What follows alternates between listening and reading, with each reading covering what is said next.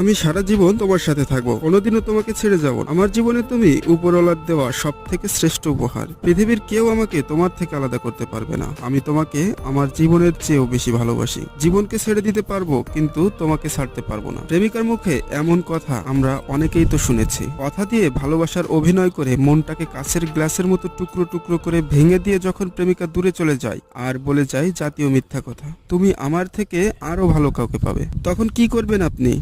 সহজেই কি ছেড়ে দেবেন?